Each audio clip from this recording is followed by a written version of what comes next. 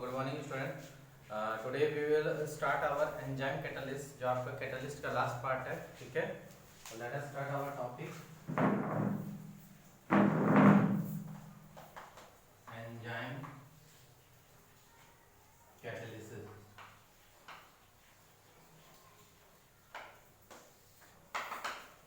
ठीक है, enzyme catalyst क्या बोलता है? Enzyme are the complex, enzyme are the complex, enzyme are the complex nitrogenous compound, nitrogenous compound, nitrogenous compound enzyme are the complex nitrogenous compound produced from living plants and animal, living plants and animal, living plants and animal. ठीक है, enzyme nitrogenous complex compound होता है। ठीक है, जो कहां से produce होता है? लिविंग प्लांट से और एनिमल से प्रोड्यूस होता है। ठीक है, they are macromolecular protein, they are macro molecules of protein having high molecular mass, having high molecular mass।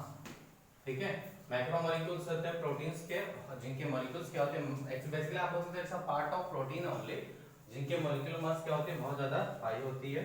ठीक है, थर्ड इंपॉर्टेंट पॉइंट है reaction occurring in living bodies, reaction occurring in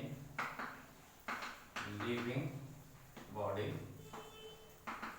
reaction occurring in living bodies are very slow, are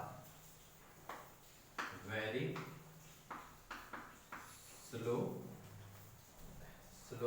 and to occur them and to occur them at required rate, at required rate and to occur them at required rate, enzyme catalysts are required, enzyme catalysts are required,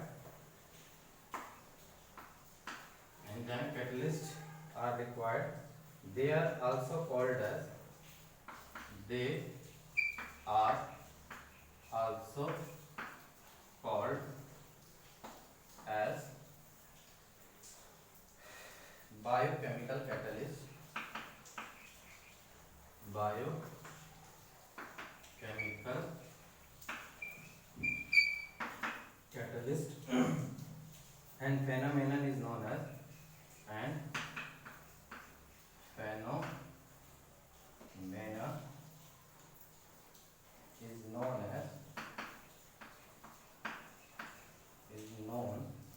as biochemical catalysis। ठीक है, क्या होता है? Reaction occurring in living bodies are very slow and to occur them at required rate enzyme catalyst are required, they are also called as biochemical catalyst and phenomenon is known as biochemical catalysis. Basically किसी भी living bodies में अगर biochemical reaction होता है बहुत slow होता है, बहुत ही ज्यादा स्लो होता है, और उनको फास्ट करने के लिए क्या होता है? लिविंग बॉडीज क्या यूज करते हैं? एंजाइम कैटलिस्ट यूज करते हैं उनको रिएक्शन को फास्ट करने के लिए, इसलिए उनको क्या बोला जाता है? बायोकेमिकल कैटलिस्ट बोला जाता है। और इस पूरे प्रोसेस को हम बोलते हैं बायोकेमिकल कैटालिसिस बोलते हैं। ठीक है, फोर्थ पॉइंट है enzymes are present in living bodies, enzyme are present in living bodies, enzymes are present in living bodies as colloidal solution, as colloidal solution in water, in water, ठीक है। Enzyme जो present है living bodies में किस form में present रहते हैं, जैसे कोलोइडल सॉल्यूशन होता है ना वाटर के अंदर, कोलोइडल सॉल्यूशन क्या होता है वो आगे हम पढ़ेंगे, तो उसी फॉर्म में ये प्रेजेंट रहते हैं, ठीक है। Enzyme catalysis, enzyme catalysis, enzyme catalysis is in between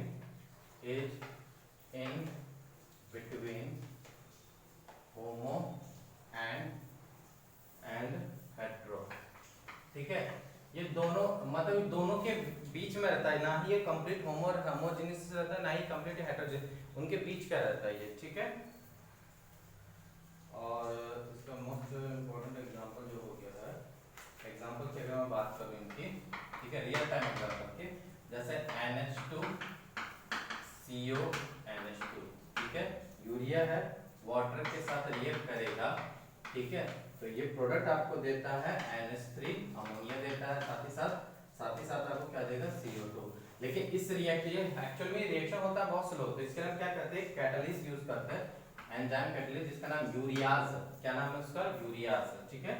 और इनफैक्ट आपसे मैं ये हमेशा बोलूंगा, मैं जो एग्जांपल कर रहा हूँ वो तो करिए, साथ ही साथ जो आपके एनसीईआरटी में एग्जांपल दिए वो करिए, क्योंकि आपको डायरेक्ट क्वेश्चन एनसीईआरटी से ही आएंगे, इससे ज़्यादा आपसे कुछ आने वाला नहीं है, ठीक है। नेक्स्ट क्वेश्चन, नेक्स्ट एग्जांपल हो जाएगा C12 H20O11, वाटर के साथ करते हैं, तो एक ये इसमें जो यूज होता है इन्वर्टाइज, ये एंजाइम कैटलिस्ट होता है जो इसमें कन्वर्ट करता है C6H12O6, ये सुक्रोज हो जाएगा, और वही C6H12O6 ये क्या हो जाता है, फ्रक्टोज हो जाता है, क्या हो जाता है, ये फ्रक्टोज हो जाता है, ठीक है। और अगर मान लो सेम रिएक्शन है, ठीक है, सेम रिएक्शन है C12H22O11 और वाटर, लेकिन अगर मैंने क्या बोला, पर्टिकुलर कैटलिस्ट के लिए पर्टिकुलर प्रोडक्ट होता है, देखो यहाँ पे अगर मैंने दूसरा एंजाइम कैटलिस्ट यूज किया जिसका नाम है जाइमेज, ठीक है, तो यहाँ पे आपको जो प्रोडक्ट मिलता है वो मिलता है इथेनॉल C2H5OH, ठीक है, प्लस ट्वाइस ऑफ CO2, ठीक है। तो आप देख सकते हो कल जो मैंने आपको प्रॉपर्टी बता दी कि पर्टिकुलर प्रोडक्ट के लिए एक्टिविटी ऑफ कैटलिस्ट जिसको हम बोलते हैं, तो आप देख सकते हो पर्टिकुलर प्रोडक्ट के लिए पर्टिकुलर कैटलिस्ट यूज किया जाता है। अगर आपने कैटलिस्ट चेंज कर दिया तो आपको प्रोडक्ट भी क्या हो जाएगा, चेंज हो जाएगा, भले रिएक्टेंट आपका सेम हो, से कोई फर्क नहीं पड़ता। अगर आपको मिल्क में आपने डाला लैक्टोबैसिली, ये वही बैक्टीरिया होता है जो कर्ड बनाता है, ठीक है, तो ये भी एक तरीका क्या है, एंजाइम कैटलिस्ट है। आपने देखा होगा कि कर्ड वगैरह बनाने के लिए हम क्या करते हैं, रात में दही में थोड़ा थोड़ा सा दही हम जमाते हैं और उसी को हम क्या करते हैं उसमें डाल देते हैं थोड़े से हल्के से गर्म दूध में, तो इससे क्या होता है आपका पूरा दही जम जाता है, वो किसकी वजह से होता है, लैक्टोबैसिली की वजह से होता है, ठीक है। नेक्स्ट है आपका कैरेक्टरिस्टिक्स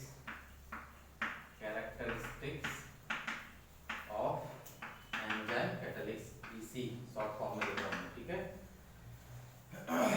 फर्स्ट है पहला कैरेक्टर है highly efficient catalyst, highly efficient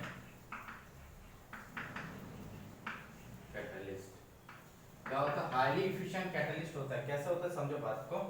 अगर मैं एक एग्जांपल ले रहा हूं ट्वाइस ऑफ H2O2, ठीक है, इसका डिसोसिएशन देगा तो आपको क्या मिलेगा, twice of H2O plus O2 मिलेगा। तो अगर जब आपने कोई कैटलिस्ट यूज किया ही नहीं तो इसके लिए आपका नॉर्मल एक्टिवेशन एनर्जी हो जाता है, ये हो जाता है 18 किलो जूल पर मोल, ठीक है। तो ऑब्वियस बात है 18 किलो जूल पर मोल आपको दिखने में बहुत छोटा अमाउंट होगा, but it is very big amount of energy, तो ये बहुत ज्यादा एक्टिवेशन एनर्जी, तो इसका मतलब ये रिएक्शन क्या होगा, बहुत स्लो होगा।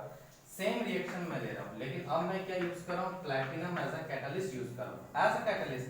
आई not talk about platinum as a enzyme catalyst, मैंने सिर्फ कैटलिस्ट की बात की है। प्रोडक्ट अभी भी आपका सेम ही बनेगा, लेकिन यहाँ पे एक्टिवेशन एनर्जी क्या हो जाएगी, 12 किलो जूल पर मोल हो जाएगी। तो थोड़ा सा प्लैटिनम डालने से रिएक्शन क्या हो जाता है, बहुत थोड़ा सा फास्ट हो जाता है। लेकिन अगर मैंने क्या किया, सेम रिएक्शन लिया, लेकिन अब मैं जा रहा हूँ कैटालिस्ट डाल रहा हूँ, मैं क्या डाल रहा हूँ, कैटालिस्ट एक तरीके से क्या है, एंजाइम कैटलिस्ट है, क्या है, एंजाइम कैटलिस्ट। प्रोडक्ट आपका अभी भी वही बनेगा, लेकिन इसकी एक्टिवेशन एनर्जी क्या कर देता है, 2 किलो जूल पर मोल। समझ लो कितने अमाउंट से इसने एक्टिवेशन एनर्जी क्या कर दी, डिक्रीज कर दी। इसका मतलब रिएक्शन को ये क्या कर देगा, बहुत ज्यादा फास्ट कर देता है। ठीक है, तो ये हाईली एफिशिएंट कैटलिस्ट होता है। उसका मतलब भी यही हुआ कि ये रिएक्शन को क्या करेगा, ट्रिमेंडसली क्या करता है, बढ़ा देता है रेट ऑफ द रिएक्शन को। जनरली देखो जेई में हमारे लिए इनका एग्जांपल ही याद रखना इंपॉर्टेंट है, और चाहे नीट के बच्चे तो खैर ये सब पढ़ते ही है, क्योंकि मैं बार बार आपको ये बोलूंगा एनसीईआरटी गो थ्रू एनसीईआरटी, जरूर एक बार एनसीईआरटी आप अच्छे से बाय हार्ट करें, उनके एग्जांपल्स याद करें, भाई पर्टिकुलर रिएक्शन के लिए कौन सा एंजाइम कैटलिस्ट यूज होता है, ये डायरेक्ट आपसे क्वेश्चन में पूछा जाता है। ठीक है, सेकंड होता है हाईली स्पेसिफिक इन नेचर।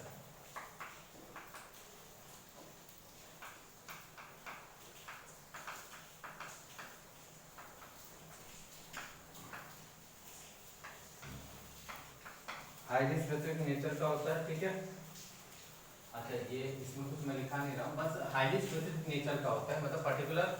अब जैसे दही जमाने के लिए आपको क्या करना है, लैक्टोबैसिली डालना पड़ा, आप कुछ और डाल दो तो सोचो कि दही जम जाएगा, तो वैसा होता नहीं है।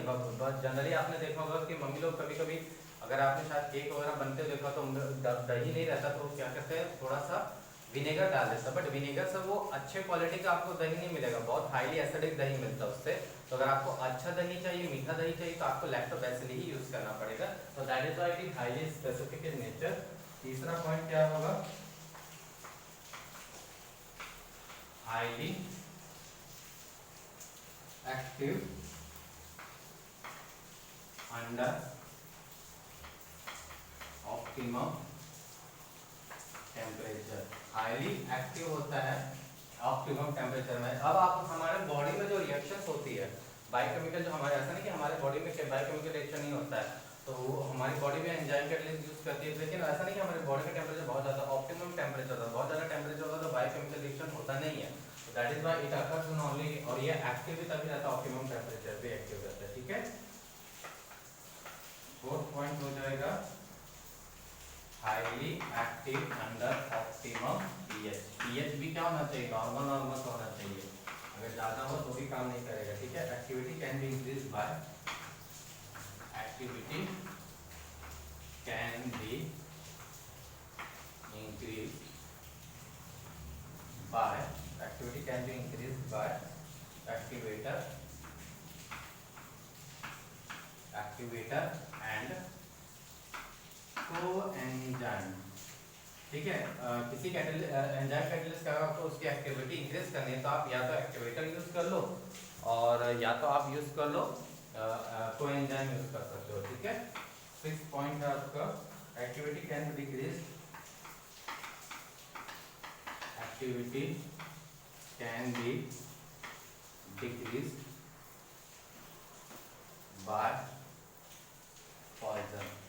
ठीक है, अब पॉइजन भी एक तरीके का कैटलिस्ट है, जो reaction rate of the reaction को क्या करता है, चलो अब इसका ज्यादा एग्जांपल तो देखो हमारे सिलेबस में, एक मोटा मोटी आपको आइडिया दे रहा हूँ कि अगर आपको दही जम जाता है, तो ऐसा थोड़ी ना कि आप 12-14 घंटा तक दही जमाते रहोगे। जब दही हल्का सा जम जाता है, जब देखा होगा जब हल्का सा दही जमता है, मम्मी लोग क्या करते हैं, उसको फ्रीज में रख देती है, फ्रीज में टेम्परेचर घट जाता है, तो यहाँ पे आप बोल सकते हो टेम्परेचर पॉइजन के जैसा काम करता है, कि जैसे आपने टेम्परेचर घटा दिया तो दही का जो जमना होता है वो थोड़ा स्लो हो जाता है। तो जो दही का खट्टापन होता है, आप देखोगे कि दही जमने का हम फ्रीज में रखते हैं तो 2-4 दिन चल जाता है वो दही, 2 दिन तक, वो 3 दिन तक वो बहुत ज़्यादा खट्टा नहीं होता है। तो आप बोल सकते हो आप टेम्परेचर डिक्रीज करो, लेकिन ये सिर्फ मैं दही के एग्जांपल की बात कर रहा हूँ, हो सकता है किसी रिएक्शन में कोई पॉइजन यूज करते हैं उसके रेट ऑफ द रिएक्शन को स्लो करने के लिए। ठीक है, तो एक एग्जांपल के तौर पर आपको बस समझा रहा हूँ। ठीक है, नेक्स्ट बात करते हैं मैकेनिज्म ऑफ, तो this is your characteristics of enzyme catalyst. हो सकता है आपको बोर्ड वगैरह में भी ये सब पूछा जा सकता है 1 या 2 मार्क्स में, तो इन चीज को याद रखिए। मैकेनिज्म ऑफ एंजाइम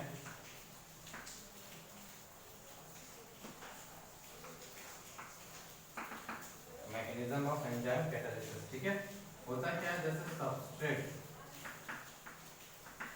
इसको मैं S लिख रहा हूँ, और आपने क्या बनाया है, इसको एंजाइम लिया है कोई, लेट E, तो ये क्या दे रहा है, कोई प्रोडक्ट दे रहा है। ठीक है, जो सिंपल सा बायोकेमिकल रिएक्शन है।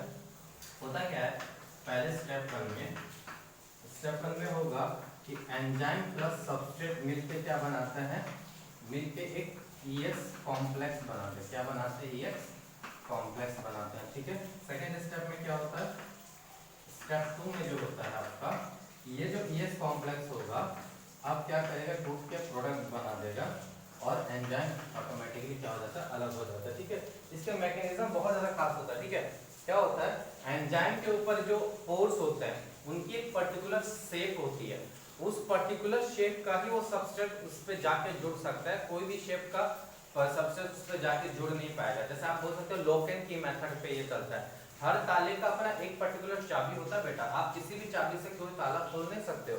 तो उसी तरीके से ये होगा कि हर एंजाइम पे जो पोर्स होते हैं या उनके जो गड्ढे होते हैं, आप नॉर्मल बात हम समझो तो उसका एक जो गड्ढे का जो साइज होता है, जो शेप होता है, उसी शेप का सबस्ट्रेट उस पे जाके जुड़ सकता है, कोई भी सबस्ट्रेट जाके जुड़ेगा तो प्रोडक्ट नहीं बनाएगा। ठीक है, तो लिख देता हूं मैं, there are number of active centre, there are number of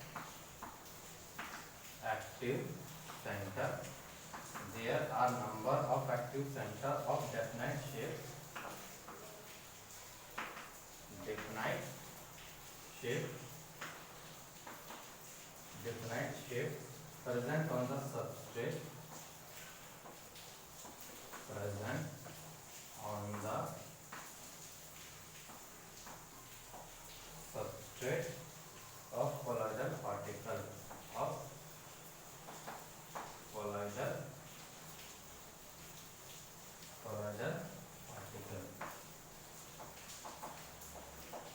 ठीक है, होता क्या है, आपको तो डायग्राम वे में भी समझा दूंगा, हालांकि डायग्राम आपके एनसीईआरटी में भी दिया हुआ, थोड़ा बहुत तो कलरफुल दिया हुआ है। अब यहाँ पे तो भैया स्मार्ट बोर्ड तो है नहीं मेरे पास, तो फिर भी एक बार मैं समझाने की कोशिश करूंगा आपको।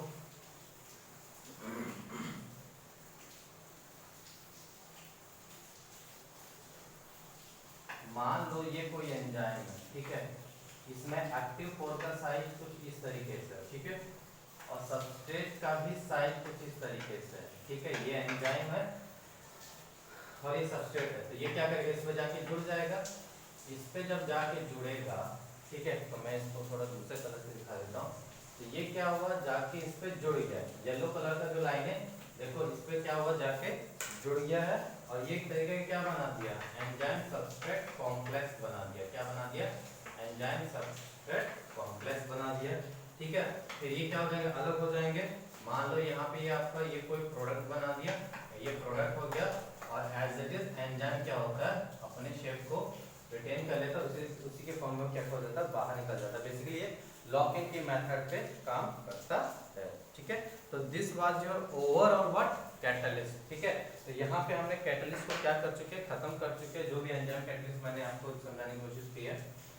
चीजों के एग्जांपल में याद रखिएगा, कॉन्सेप्ट को समझिएगा, हालांकि इसमें most of the part theoretical ही है, बहुत ज्यादा हमें टेंशन लेने की जरूरत नहीं है। ठीक है, अब हम जब हमारा लास्ट पार्ट हो रहा है, ठीक है, लास्ट पार्ट में हमारा कोलॉइडल सॉल्यूशन। ठीक है, अब जो भी हम चीजें पढ़ेंगे कोलॉइडल सॉल्यूशन के बारे में पढ़ेंगे, 2 या 3 दिन का टॉपिक है आपका।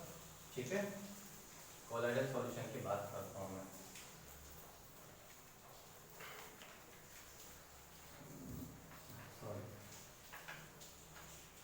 कोलॉइडल सॉल्यूशन, कोलॉइडल सॉल्यूशन या इसको कोलॉइड्स भी हम बोलते हैं। ठीक है, या कोलॉइड्स, कोलॉइड्स भी बोलते हैं। ठीक है, अब जैसे मान लो अगर आपने पानी लिया, नॉर्मल पानी, और उसमें नमक चीनी मिला देता हूँ मैं, चीनी या नमक जो भी मिला दो, वो ट्रू सॉल्यूशन बन गया। तो क्या आप उसके पार्टिकल को नेकेड आई से देख सकते हो, नहीं देख सकते हो। आप अगर मैंने सिंपल सा पानी दिया और पानी में चीनी मिला दिया, और देख के बता सकते हो क्या कि इसमें चीनी मिला हुआ है, नमक। हो सकता है आप टेस्ट करके भले बता दो कि भाई इसमें चीनी है नमक है, बट देख के तो बताना पॉसिबल नहीं है। अगर उसी पानी में मैंने रेत डाल दिया तो रेत को आप इजीली देख सकते हो, भाई आप बोलोगे sir it is a solution of sand and water. क्यों? क्योंकि वो एक तरीके का सस्पेंशन हो गया, सस्पेंशन का पार्टिकल का साइज बहुत ज्यादा होता है, आप उसको नेकेड आई से भी देख सकते हो, लेकिन ट्रू सॉल्यूशन के पार्टिकल को आप नेकेड आई से नहीं देख सकते। अब इनके बिटवीन ना ट्रू सॉल्यूशन से बड़ा होगा इनके पार्टिकल का साइज, और सस्पेंशन से छोटा होगा, तो इनको हम बोलते हैं इमल्शन। जो आप एग्जांपल देखते हो ना, ट्रैक्टर इमल्शन, एशियन पेंट्स का, तो बेसिकली वो क्या एक तरह का कोलॉइडल सॉल्यूशन है। ठीक है, आप उनको देख भी सकते हो और नहीं भी देख सकते हो, तो इनके में कंडीशंस होती है। ठीक है, क्या होती है वो मैं आगे समझाऊंगा, बट फिलहाल के लिए मैं लिख देता हूं। पहले बात कर रहे हैं हम ट्रू सॉल्यूशन की। ट्रू सॉल्यूशन जिसको मैं टीएस लिखूंगा, ठीक है। दूसरा में है कोलॉइडल,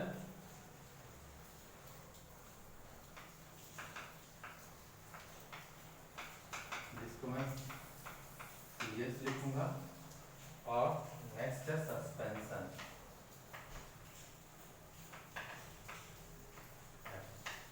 ठीक है, ठीक है। अब देखो अगर साइज की बात करूं तो बहुत छोटे छोटे होते हैं, इनकी साइज होती है पार्टिकल की बहुत क्या होती है, छोटी छोटी। आप नेकेड आई से तो बिल्कुल भी आप इनको नहीं देख सकते, ठीक है। नेक्स्ट होता है कोलॉइडल। कोलॉइडल का हल्का सा थोड़ा क्या होता है, बड़ा होता है, हल्का सा इनसे क्या होता है कंपेयर टू ट्रू सॉल्यूशन, इनका साइज क्या होता है, थोड़ा बड़ा होता है, ठीक है। और ये बहुत ही ज्यादा बड़े होते हैं, सस्पेंशन के पार्टिकल का तो बहुत ज्यादा बड़े होते हैं। तो ये होते हैं स्मॉलर पार्टिकल, स्मॉलर पार्टिकल जिनकी साइज होती है 1 नैनोमीटर से भी छोटी होती है, ठीक है। ये होता है mediocre particle, mediocre particle, mediocre particle जिनके पार्टिकल साइज पीएस जो मैं लिख रहा हूँ जो होती है 1 नैनोमीटर टू 1000 नैनोमीटर के बीच में होती है, ठीक है। और ये होता है बिगर पार्टिकल, बिगर पार्टिकल जिनका पार्टिकल का साइज 1000 नैनोमीटर से भी क्या होता है, बड़ा होता है, ठीक है। तो बेसिकली आप ऐसा बोल सकते हो, ठीक है, आप ऐसा बोल सकते हो कि अगर मान लो, ठीक है, ये हो गया आपका ट्रू सॉल्यूशन और ये हो गया आपका सस्पेंशन, ठीक है। तो अब मान लो ये 1 नैनोमीटर है, तो ये वाला पार्ट पूरा किसका चला जाएगा, ट्रू सॉल्यूशन का, और 1000 नैनोमीटर से बड़ा होना चाहिए, मतलब और ये वाला पार्ट पूरा किसका चला जाएगा, सस्पेंशन का। और इनके बीच का जो पार्ट होता है मतलब 1 नैनोमीटर टू, ये होता है कोलॉइडल सॉल्यूशन। क्या होता है, कोलॉइड या कोलॉइडल सॉल्यूशन होता है, ठीक है। चलो डिटेल में डिस्कशन करेंगे हम, ठीक है।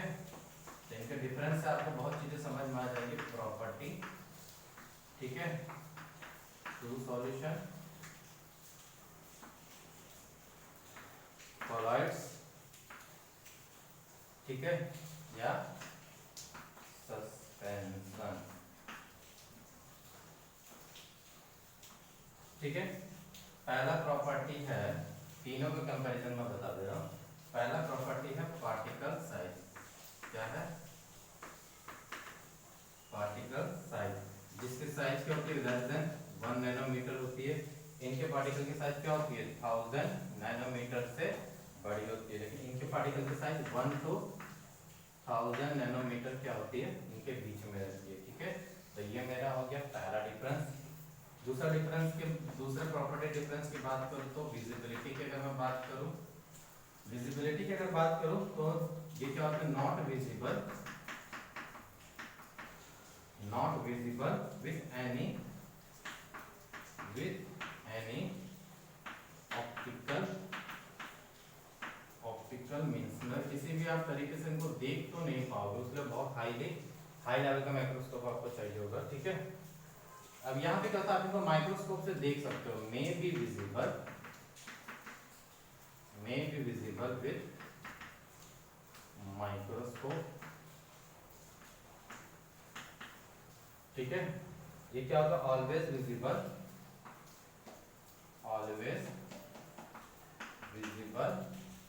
विथ नेकेड आई, आप इसको नेकेड आई से भी देख सकते हैं। तो ये आपका क्या हुआ, दूसरा प्रॉपर्टी हुआ, ठीक है। तीसरा होता है नेचर, सेटलिंग नेचर, ठीक है। पार्टिकल का सेटलिंग नेचर क्या होता है, ठीक है।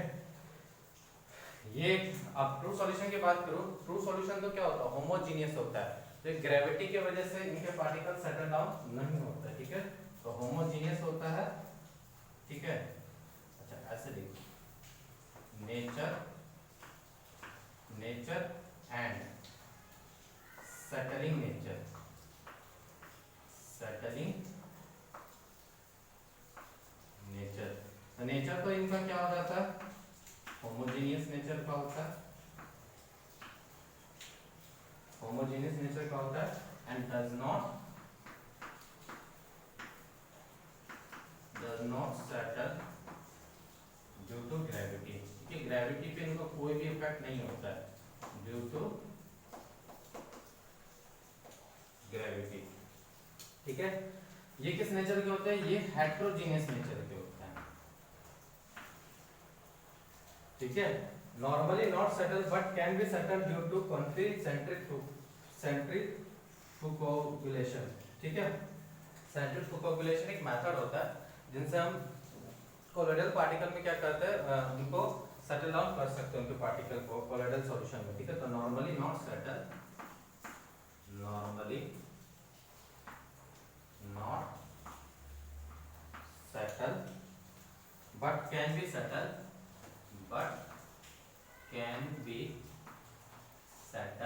but can be settled due to centrifugulation, centrifugulation,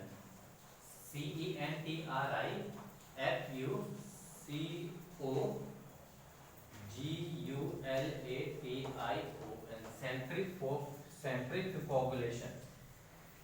ठीक है, हेट्रोजीनियस होता है ये भी क्या होता है, हेट्रोजीनियस नेचर के होते हैं, हेट्रोजीनियस नेचर के होते हैं। और क्या होता है, always settle due to gravity, always settle due to gravity. ठीक है, ग्रेविटी की वजह से सेटल हो सकता है। ठीक है,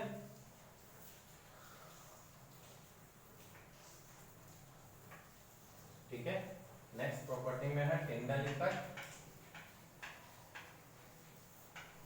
Tyndall effect and Brownian movement.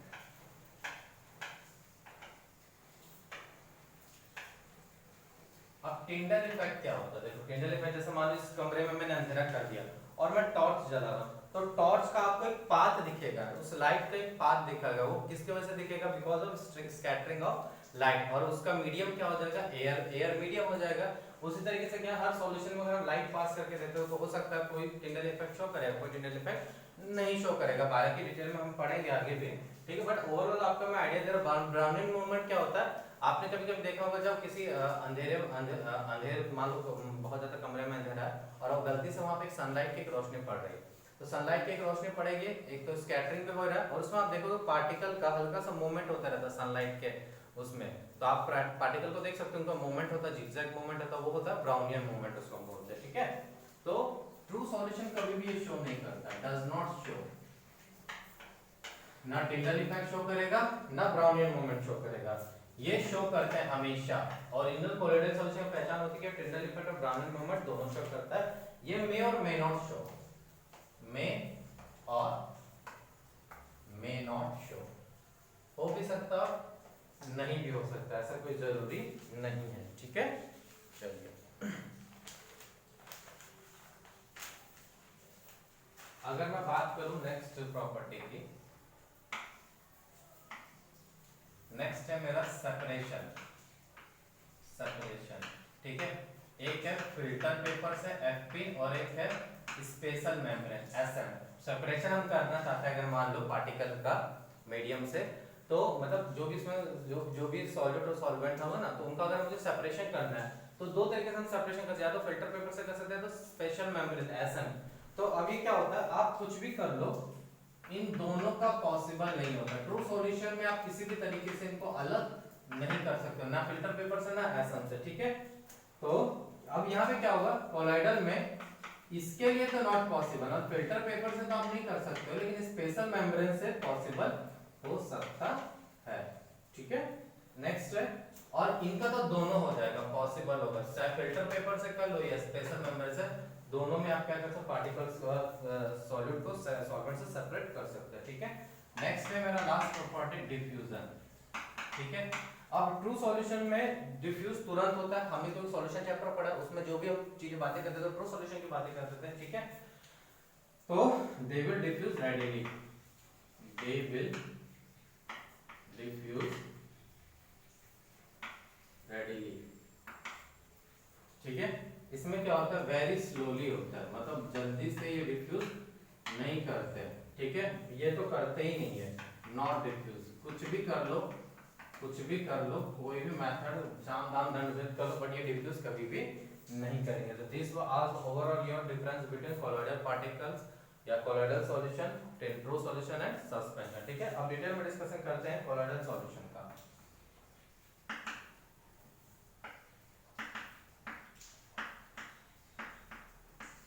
अब हमारा जो भी टॉपिक चलेगा इनके ऊपर चलेगा। ठीक है, तो कोलॉइडल सॉल्यूशन क्या होता है, basically it's a heterogeneous mixture और दो फेज को कंटेन करता है। देखो दो फेज मतलब जैसे ट्रू सॉल्यूशन में दो फेज क्या होता था, एक सॉल्यूट होता था और एक सॉल्वेंट, दो ही फेज होते थे। यहाँ पे भी वही है, कोलॉइडल सॉल्यूशन में भी हेटेरोजेनियस मिक्सचर होता है जो दो फेज को कंटेन करता है। एक होता है डिस्पर्स फेज और एक होता है डिस्पर्सन मीडियम। डिस्पर्स फेज का मतलब जो फेज सबसे कम क्वांटिटी में होता है उसको डिस्पर्स फेज बोलते हैं, और जो फेज सबसे ज्यादा क्वांटिटी में होता है उसको हम बोलते हैं डिस्पर्सन मीडियम। तो डिस्पर्स फेज एक तरीके से समझ लो, अगर ओवर एग्जांपल की बात करो, सॉल्यूट का ही दूसरा नाम है डिस्पर्स फेज, पर हालांकि हम इसको सॉल्यूट नहीं बोल सकते हैं यहाँ पे। ठीक है, क्योंकि सॉल्यूट और सॉल्वेंट होमोजेनियस मिक्सचर बनाते हैं, यहाँ पे होमोजेनियस मिक्सचर नहीं हेटेरोजेनियस मिक्सचर होता है, इसलिए इनका फेज ही अलग अलग नाम दे दिया। तो डिस्पर्स फेज हो जाएगा एज अ सॉल्यूट, समझने के तौर पर बोल रहा हूँ मैं, और डिस्पर्सन मीडियम हो जाएगा एज अ सॉल्वेंट। ठीक है, the colloidal solution is the heterogeneous mixture, a colloidal solution is a heterogeneous mixture consisting of two phase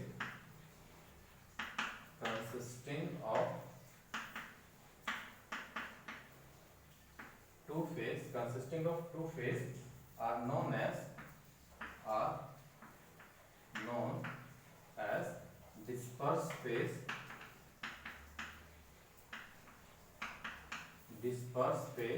and dispersion medium। ठीक है, अब एक एक करके हम देखते हैं। डिस्पर्स फेज के बारे में हम देखेंगे। डिस्पर्स्ड फेज, जिसको मैं शॉर्ट फॉर्म में क्या लिखूंगा बेटा, डीपी लिखूंगा। ठीक है, तो phase which is present in smaller quantity, phase which is present in smaller quantity,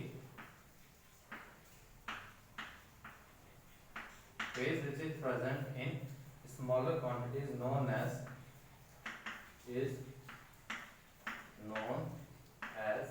DP.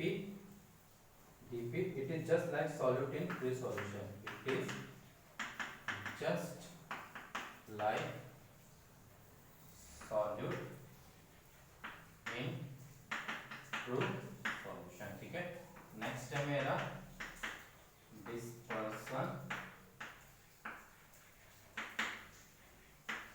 Dispersion medium, जिसको हम शॉर्ट फॉर्म में क्या लिखेंगे, डीएम लिखेंगे। तो ये क्या बोलता है, phase which is present in larger quantity, phase which is present in higher quantity, it is just like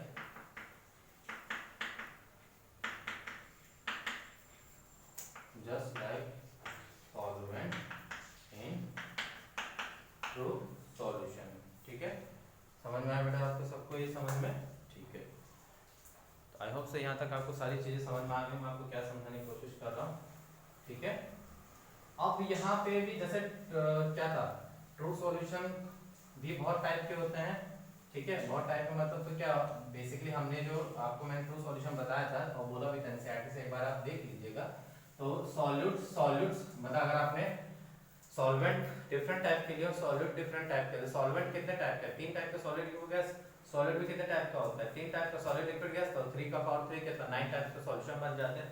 उसी तरीके से सिर्फ यहाँ पे क्या होगा, यहाँ पे हम कोलॉइडल सॉल्यूशन की बात करें, लेकिन यहाँ पे क्राइटेरिया डिफरेंट हो गया। एक तो क्राइटेरिया है कि भाई जितना डिस्पर्सन मीडियम और जितना डिस्पर्स मीडियम मतलब 3 का पावर 3 9 टाइप के होने चाहिए, हालांकि यहाँ पे 8 टाइप का होता है। 9 टाइप का क्यों नहीं हो सकता? क्योंकि अगर गैस अगर डिस्पर्सन मीडियम हो और गैस के अगर डिस्पर्सन मीडियम हो और डिस्पर्स फेज भी गैस हो तो वो एक तरीके का होमोजेनियस मिक्सचर बनाता है। लेकिन कोलोइडल सॉल्यूशन हमारा क्या होता है? कोलोइडल सॉल्यूशन होता है heterogeneous mixture, that is why यहाँ पे 8 टाइप के बनते हैं। ठीक है, ठीक है। तो अब हम बात करें नेक्स्ट के classification of colloids.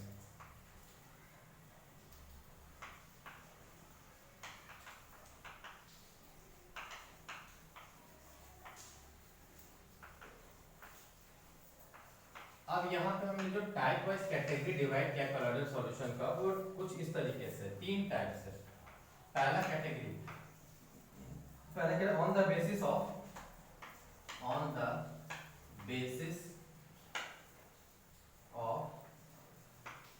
Nature of disperse phase and dispersion medium. ठीक है, अब डिस्पर्स फेस कितने टाइप के हो सकते हैं? Solid, liquid, gas. Dispersion medium कितने टाइप के हो सकते हैं? सॉलिड, लिक्विड और गैस। ठीक है, तो बेसिकली अब जैसे हमारा डिस्पर्सन, अब डिस्पर्स मीडियम कितने टाइप का हो सकता है? 3 टाइप का, सॉलिड, लिक्विड, गैस। तो सॉलिड सॉलिड सॉलिड, अब एक बार मैंने सॉलिड मिक्स किया, एक बार लिक्विड मिक्स किया सॉलिड में और एक बार गैस मिक्स किया, तो एक तरीके का ये बनाएगा। फिर लिक्विड लिक्विड लिक्विड या डिस्पर्सन मीडियम, तो एक बार में सॉलिड फिर लिक्विड फिर गैस। इस तरीके से 8 टाइप्स के बनते हैं। 9वां टाइप जो मैंने बोला, गैस से अगर डिस्पर्स फेज हुआ, गैस से डिस्पर्सन मीडियम हुआ, तो हेटेरोजेनियस मिक्सचर नहीं होता, वो होता होमोजेनियस। ठीक है, only 8 type of colloidal solution, only 8 type of colloidal solution, only 8 type of colloidal solution are possible, जैसे डिस्पर्स फेज अगर गैस है और डिस्पर्सन मीडियम भी क्या आपका गैस है, तो ये क्या बनाता है? गैस प्लस गैस का क्या बनता है? हमेशा होमोजीनियस बनता है मिक्सचर। क्या बनता है? होमोजीनियस। दैट इज व्हाई ये चीज पॉसिबल नहीं होती है। ठीक है, यहाँ पे जब हम सेकंड कैटेगरी डिवाइड करेंगे, ठीक है, यहाँ पे जो हम सेकंड कैटेगरी डिवाइड करें कोलॉइडल सॉल्यूशन की, वो हम बेसिस पे डिवाइड करें बाय डिस्पर्स फेज और डिस्पर्सन मीडियम का इंटरेक्शन कैसा है। अगर मान लो एक होता है कि एक होता है सॉल्वेंट लविंग, तो हम उसको बोलते हैं लायोफिलिक, और एक होता है सॉल्वेंट हेटर।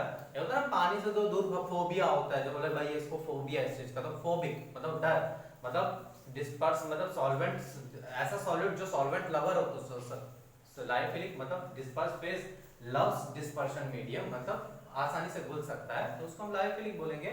और डिस्पर्स फेज अगर हेट करता है डिस्पर्सन मीडियम को, मतलब दे आर नॉट, इनके बीच में बहुत ज्यादा इंटरेक्शन नहीं होता, लेकिन फिर भी वो कोलॉइडल सॉल्यूशन बना देते हैं, तो उस टाइप को बोलते हैं लायोफोबिक बोलते हैं। ठीक है, तो ये हमने डिवाइड किया on the basis of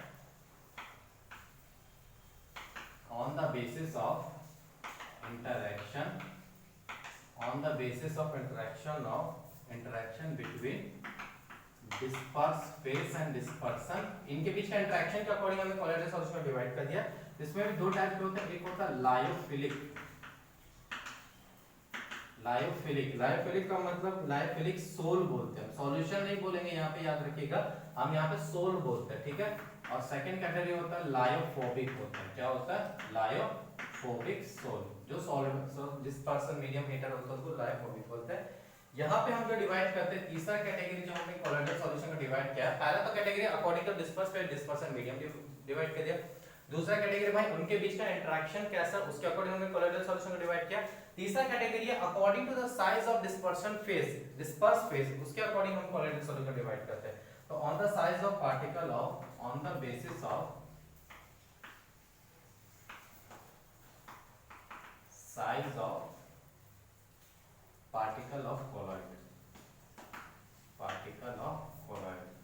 colloid के पार्टिकल के साइज के अकॉर्डिंग हमने इन चीज को डिवाइड किया। तो इसमें पहला आ जाता है multi molecular colloid, multi molecular colloid. Second है मैक्रोमोलिक्यूलर कोलॉइड,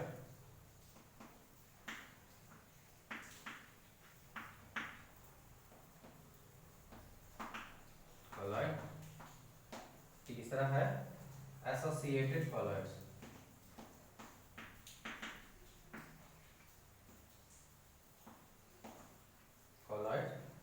इसको हम मिसेल्स भी बोलते हैं, क्या बोलते हैं,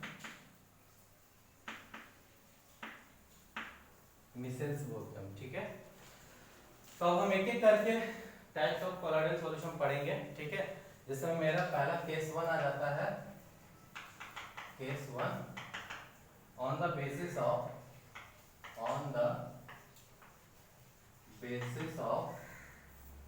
nature of disperse phase and dispersion medium, ठीक है। तो जैसे मैं बात करूं, डीपी डिस्पर्स फेज लिया मैंने, यहाँ पे डिस्पर्सन मीडियम लिया मैंने। टाइप ऑफ कोलॉइडल सॉल्यूशन, इनका भी नाम होता है टाइप ऑफ कोलॉइडल सॉल्यूशन, ठीक है। और उनके एग्जाम्पल क्या होते हैं, ठीक है। तो अगर मैं बात करूं, देखो, ठीक है। अच्छा, यहाँ पे डीएम लिखता हूं मैं, DM DP disperse phase dispersion medium. Let पहले मैंने डिस्पर्सन मीडियम सिर्फ सॉलिड लिया, क्या है मेरा डिस्पर्सन मीडियम, सॉलिड, ठीक है। और फिर एक बार डिस्पर्स फेज में ले रहा हूँ, सॉलिड ले रहा हूँ, फिर लिक्विड ले रहा हूँ, फिर मैं गैस ले रहा हूँ, ठीक है। तो सॉलिड और सॉलिड ही डिस्पर्स फेज और डिस्पर्सन मीडियम और सॉलिड ही डिस्पर्स फेज है। इस टाइप के हम कोलॉइडल सॉल्यूशन को बोलते हैं सोल। और इसका बेस्ट एग्जांपल होता है जो जेमस्टोन हम पहनते हैं ना अंगूठी वगैरह में, जेमस्टोन, वो एक तरीके का कोलॉइडल सॉल्यूशन होता है, बट सॉलिड और सॉलिड का मिक्सचर होता है। वो डिस्पर्स फेज भी सॉलिड होता है, डिस्पर्स मीडियम भी सॉलिड होता है।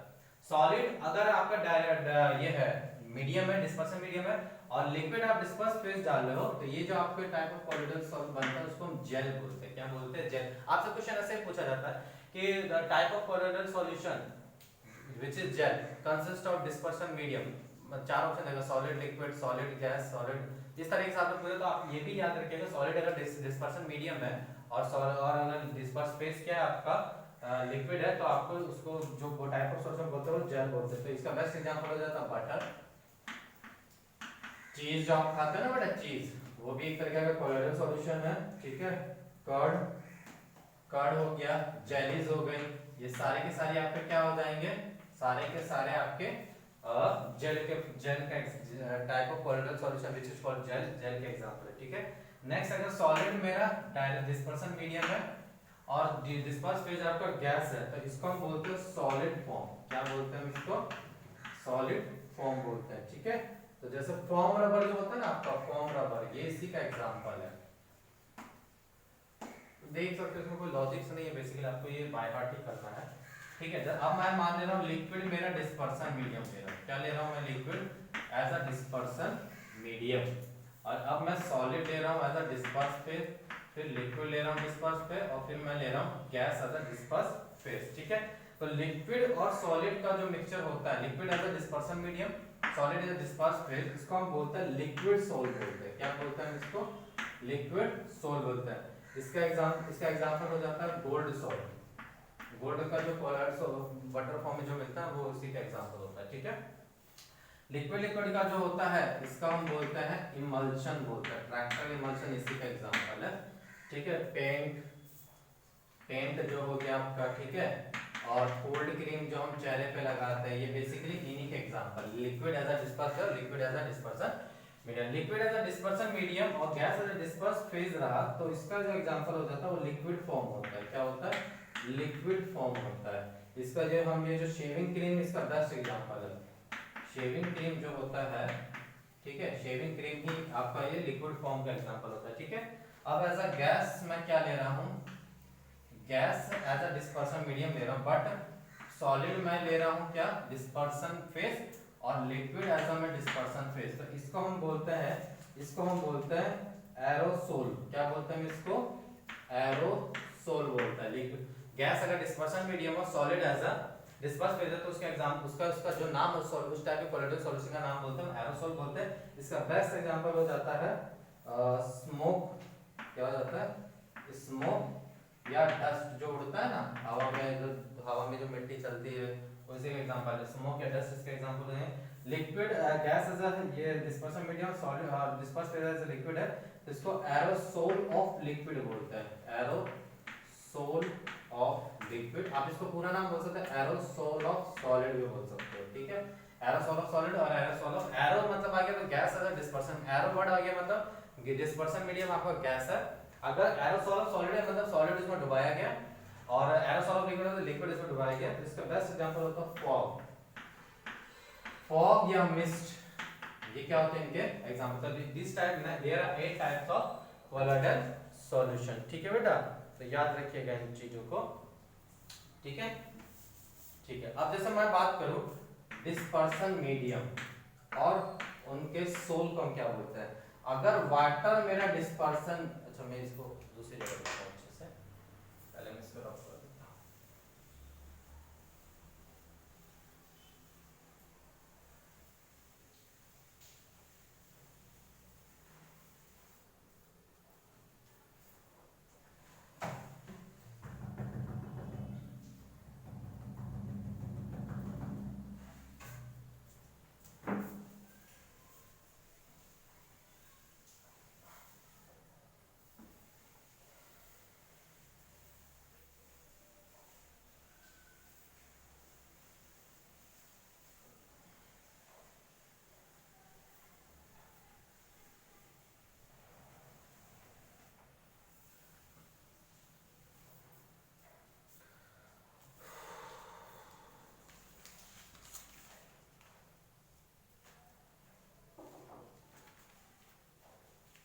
ठीक है, तो यहाँ पे मैं आपको समझा रहा था, एक मिनट।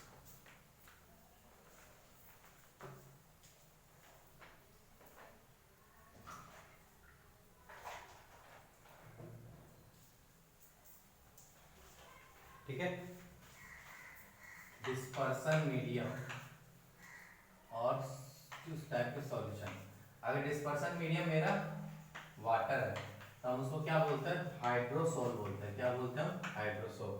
अल्कोहल है मेरा मान लो डिस्पर्सन मीडियम, तो हम इसको बोलते हैं अल्कोसोल बोलते हैं। क्या बोलते हैं, अल्कोसोल बोलते हैं, ठीक है।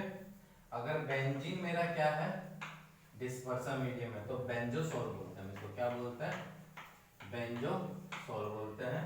और अगर एयर मेरा डिस्पर्सन मीडियम है तो इसको हम क्या बोलते हैं, एरोसोल बोलते हैं। तो इन चीजों को थोड़ा बहुत आप याद रखिएगा, ठीक है। तो ये पहला टाइप का कोलोइडल सॉल्यूशन हमने पढ़ लिया है। अब हम केस 2 की बात करने चाह रहे हैं, on the basis of interaction, ठीक है।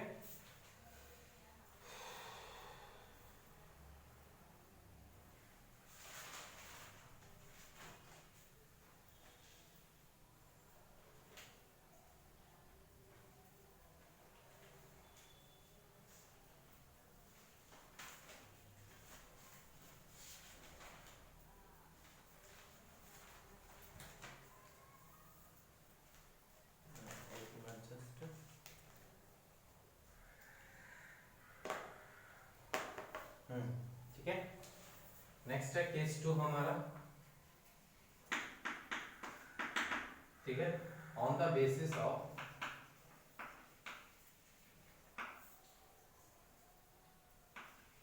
interaction between, on the basis of interaction between disperse phase and dispersion medium, ठीक है। तो पहला है लायोफिलिक सोल, ठीक है। तो लायोफिलिक सोल का मतलब क्या होता है, लायो मतलब होता है लिक्विड, ठीक है, और फिलिक मतलब लव ऑफ अट्रैक्शन, जिसमें जिस सॉल्व में, ठीक है, लिक्विड के साथ अट्रैक्शन होता है, डिस्पर्स मतलब अट्रैक्ट हो जाता है, या लिक्विड लवर होता है, सॉल्वेंट लवर होता है, उसको हम बोलते हैं लायोफिलिक बोलते हैं। The sol in which there is, sol in which there is sufficient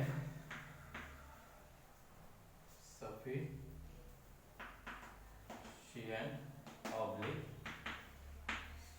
strong interaction between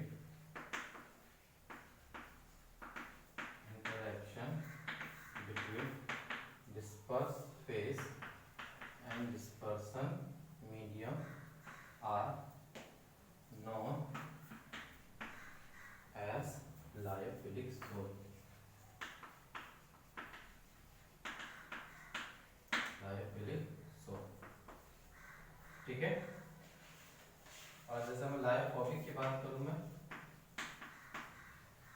phobic मत लायोफोबिक सोल की बात करूं मैं, तो ये क्या होता है, लायो मतलब अगेन मेरा क्या हो गया, लिक्विड हुआ, और फोबिक मतलब क्या होता है, हेट या फियर। फोबिक मतलब हुआ हेट ऑब्लिक फियर, ठीक है। तो जो सॉल्वेंट लवर नहीं होते हैं, मतलब जो हेट करते हैं, उनको हम लायोफोबिक बोलते हैं। तो उनके बीच में ऑब्वियसली स्ट्रॉन्ग इंटरेक्शन नहीं होगा डिस्पर्स फेज और डिस्पर्सन मीडियम के बीच में। तो sol in which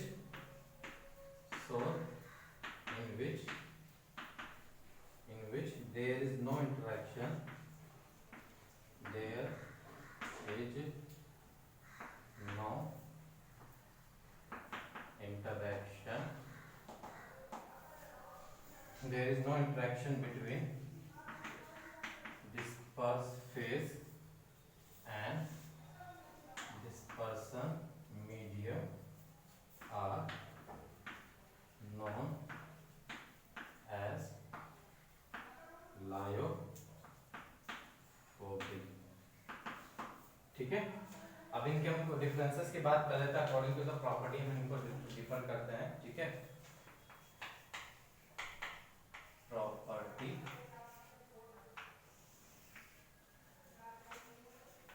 lyophilic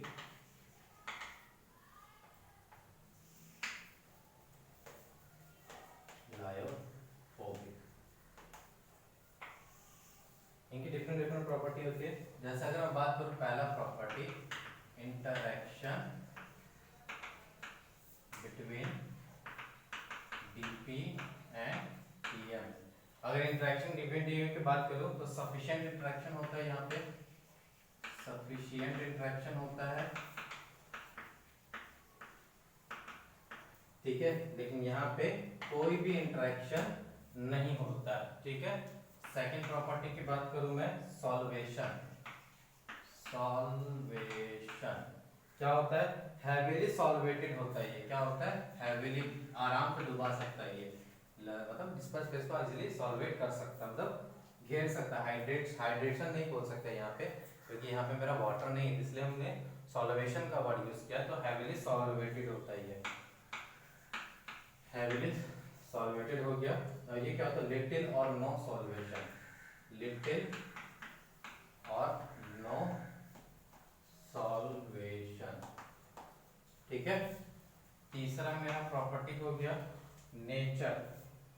nature कैसा होता है, ये बेसिकली रिवर्सिबल नेचर के होते हैं। किस नेचर के होते हैं, रिवर्सिबल। और ये क्या होता है, इरिवर्सिबल नेचर का होता है, ठीक है। फोर्थ पॉइंट जो हो गया है प्रिपरेशन। प्रिपरेशन, तो अब ये तो अगर डिस्पर्स फेज डिफरेंस में भाई स्ट्रांग अटैक, तो आराम से मिलाओगे डिस्पर्स फेज को डिस्पर्स, तो इजीली ये मिलकर सॉल्व प्रिपेयर कर सकते। बट ये इनके लिए स्पेशल मेथड होता है। They do not require any, they do not require any, they do not require any special method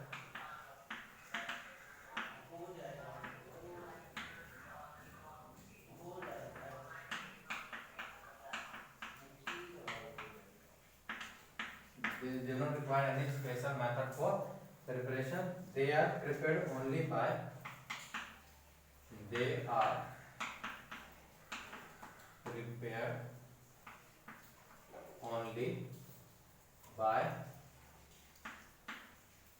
special method, ठीक है। स्पेशल मेथड से ही इनको बनाया जा सकता है, क्योंकि देखो आप मिलाओगे तो मिक्स होगा ही नहीं। तो ऑब्वियस बात है, अगर आपको सोल प्रिपेयर करना है किसी इनके इनमें, तो कुछ ना कुछ आपको स्पेशल मेथड करना पड़ेगा, तभी ये बन पाएंगे, ठीक है। वो स्पेशल मेथड क्या होगा हम आगे पढ़ेंगे इनके बारे में, ठीक है। और फिफ्थ की बात कर रहा हूं मैं, स्टेबिलिटी। स्टेबिलिटी की बात करूं मैं,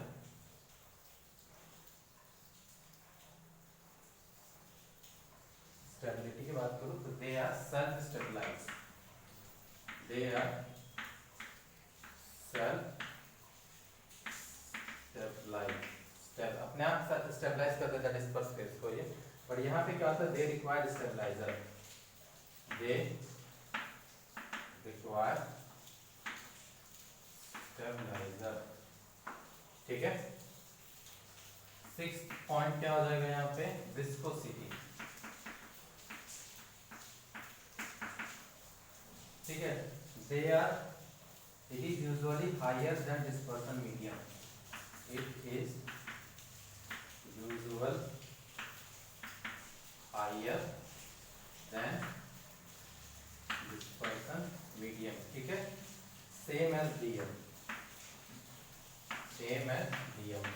मतलब विस्कोसिटी की बात करो, अगर आप रसना पानी के सॉल्यूशन को, क्यों रसना क्या है, लायोफिलिक है, आप इजीली क्या करते हो, चम्मच से उसको घुला मिला सकते हो, रसना पानी का एक सॉल्यूशन बना, तो आप देखोगे उसकी विस्कोसिटी होती है, उसके नॉर्मल पानी से विस्कोसिटी क्या होती है, ज्यादा होती है। और ये ऑलरेडी डिस्पर्सन मीडियम हेटर होता है, तो इनका बहुत बन भी क्या, अगर मान लो कोई सॉल्व बना भी दिए तो इनकी विस्कोसिटी सेम है डिस्पर्सन मीडियम जैसी ही रहती है, तो कोई बहुत ज्यादा चेंजेस नहीं होते, ठीक है।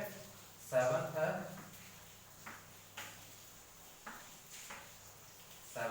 सरफेस टेंशन,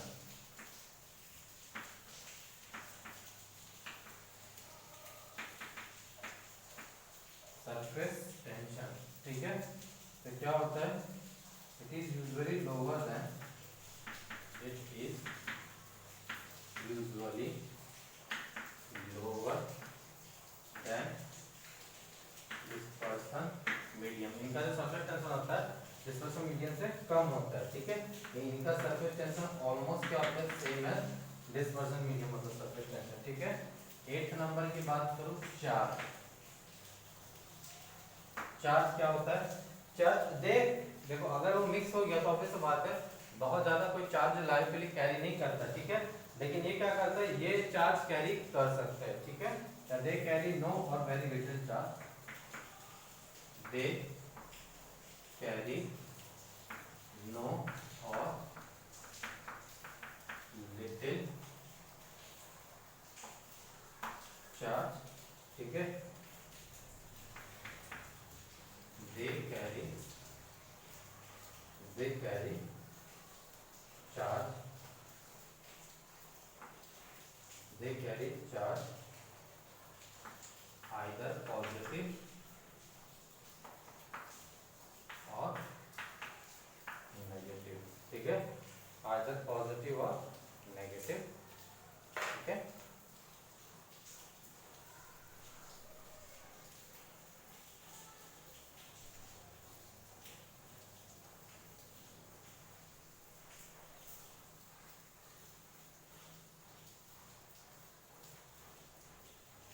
ठीक है, 9th प्रॉपर्टी हो गई,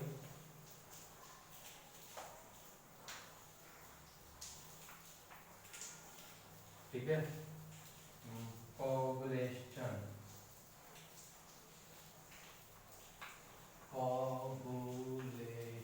ठीक है।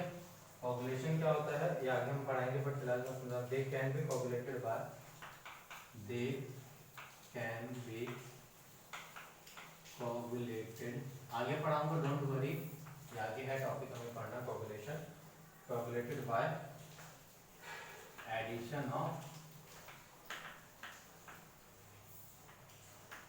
इलेक्ट्रोलाइट, ठीक है। यहाँ पे क्या होगा, can't be coagulated by, sorry ये वाला मैंने बता रखी है, can't be coagulated by any electrolyte, coagulation मतलब कैरी करना, एक डिपॉजिट कर लेना, तो अब ऑलरेडी यहाँ पे कोई चार्ज होता है तो कोई भी इलेक्ट्रोलाइट हम मिक्स भी कर दोगे तो कोई फायदा नहीं है, लेकिन मैंने क्या बोला, ये चार्ज कैरी करते हैं तो इनको कोगुलेशन करना आसान होता है, ठीक है। तो they can be coagulated by addition of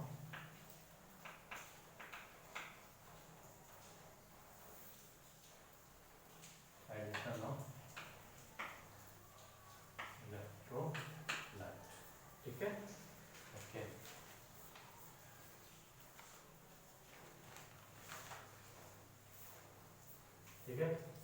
10th property हो गया माइग्रेशन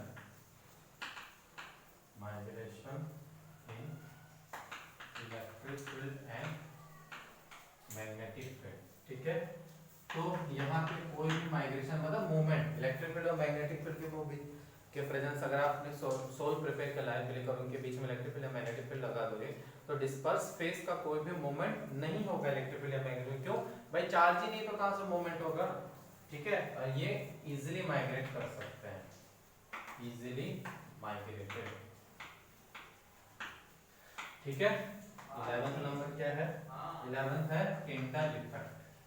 क्या है, टिंडल इफेक्ट। टिंडल इफेक्ट क्या होता है, less showing tendency, less showing tendency, ठीक है। बहुत कम टेंडेंसी होती है टिंडल इफेक्ट शो करने की, डेफिनेटली शो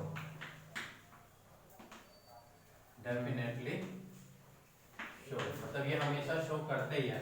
जितने भी ऑर्गेनिक सोल होते हैं वो सारे के सारे क्या होता है, लायोफिलिक होते हैं। और जितने भी इनऑर्गेनिक सोल होते हैं, इनऑर्गेनिक सोल सारे के सारे क्या होते हैं मेरे, लायोफोबिक होते हैं, ठीक है। तो यहाँ पे आज अपना टॉपिक क्या करते हैं, खत्म करते हैं, ठीक है। और ऑलमोस्ट आपका 2 घंटे का और टॉपिक बचा हुआ, सैटरडे तक हमारा टॉपिक खत्म हो जाएगा। तो प्लीज इसको पढ़ने वाली पढ़िए। Thank you very much.